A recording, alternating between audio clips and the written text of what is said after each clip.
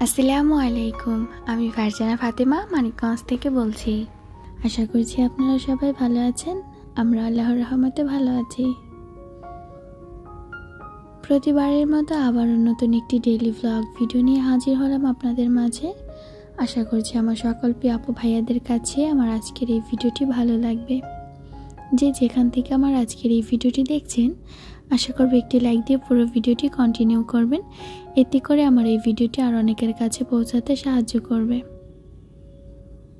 আজকে সারাদিনই এরকম মেঘাচ্ছন্ন ছিল আকাশটা, আর মৃদু মৃদু হাওয়া দিচ্ছিল, বেশ ভালোই লাগছিল।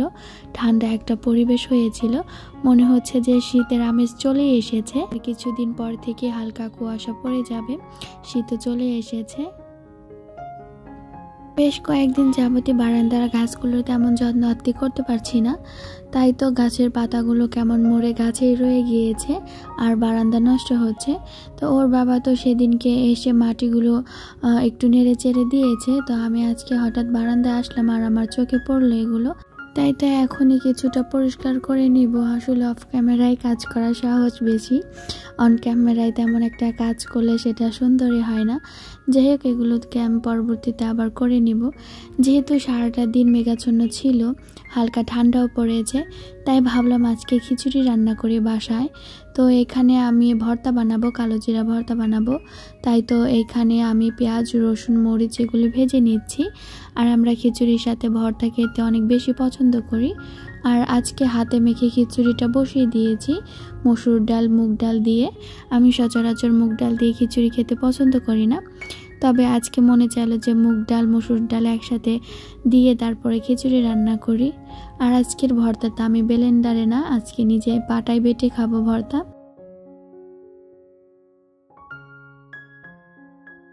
আর সুফিয়ানের বাবা এখন ব্লেন্ডারে করা ভর্তা খুব একটা খেতে চায় না, আর আমি আমার সুবিধা করার জন্যই, তাড়াতাড়ির জন্যই ব্লেন্ডারে ভর্তাটা করতাম। তা না হলে আমি সবসময়ের মতো পাটাতেই বাটতাম ভর্তা।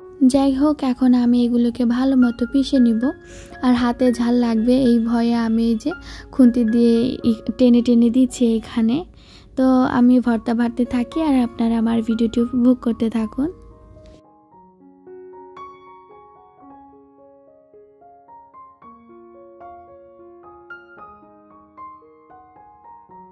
ভিডিও দেখতে দেখতে যারা এই পর্যায়ে চলে এসেছেন কিন্তু লাইক দিতে ভুলে গিয়েছেন, প্লিজ একটি লাইক দিয়ে দিন। এবং আজকে যারা নতুন আমার এই ভিডিওটি দেখছেন তাদেরকে বলছি, আমার ভিডিওর কোনো অংশ যদি আপনাদের কাছে ভালো লেগে থাকে তাহলে চাইলে আমার চ্যানেলটিকে সাবস্ক্রাইব করে আমার পাশে থেকে যেতে পারেন। এতে করে আমার এই চ্যানেলটি আরও বড় হতে পারবে। তো আমি যেখানে ভর্তা বাটাবাটি করছিলাম সেইখানে লাইট নেই, তাই তো প্রথমবারের মতো ফোন ক্যামেরার ফ্ল্যাশ জ্বালিয়ে ভিডিও করেছি। জানি না খুব একটা ভালো হয়েছে কিনা। আর এই যে এইদিকে আমার খিচুড়ি রান্নাটাও হয়ে এসেছে। হাতে মেখে যেহেতু দিয়েছি, খুব একটা নাড়াচাড়া করার প্রয়োজন হয়নি। তো এখন একটু উল্টে পাল্টে নেড়ে চেড়ে দমে বসিয়ে দেব, এমনিতেই হয়ে যাবে এটা। আর এই বৃষ্টির দিনে খিচুড়ি খেতে কার না ভালো লাগে, আর কার কার ভালো লাগে সবাই কমেন্ট করে জানাবেন। আমার তো বেশ ভালো লাগে, শুধু আমার না, আমাদের সবারই, মানে আমি, আমার ছেলে, সুফিয়ানের আব্বু, আমরা সবাই খিচুড়ি খেতে পছন্দ করি। আর এই যে বাড়ি থেকে আসার সময় একটা হাঁস তো রান্না করে খেয়ে এসেছি, আর একটা হাঁস রান্না করে নিয়ে এসেছি। তো এটা এখন ফ্রিজ থেকে নামিয়ে রেখেছিলাম, অনেকক্ষণ আগে নামিয়ে রেখেছিলাম। তো এখনও দেখছি ভালো মতো বরফটা ছাড়েনি। তো এখন আমি এটাকে ভালো মতো গরম করে নেব।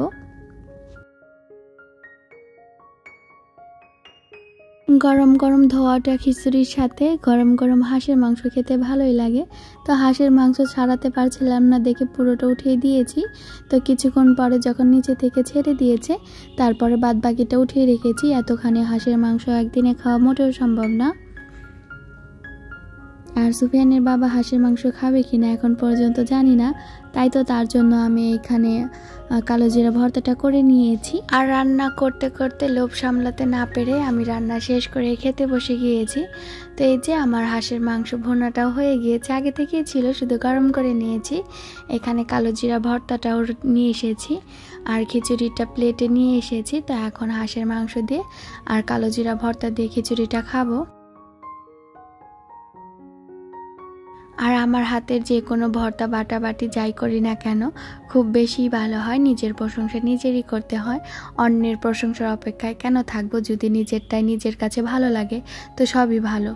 যাই হোক, এখন আমি মজা করে খাবার খেতে থাকি আর আপনাদের থেকে এখনই বিদায় নিই। যারা আমার ভিডিও লাস্ট পর্যন্ত এসেছেন তাদের সবাইকে জানাই অসংখ্য ধন্যবাদ। তাহলে আজ এখানে বিদায় নিচ্ছি। সবাই ভালো থাকবেন, সুস্থ থাকবেন। পরবর্তীতে দেখা হবে নতুন কোনো ভিডিও নিয়ে, নতুন কোনো সময়ে। সে পর্যন্ত সবাই ভালো থাকবেন। আল্লাহ হাফেজ।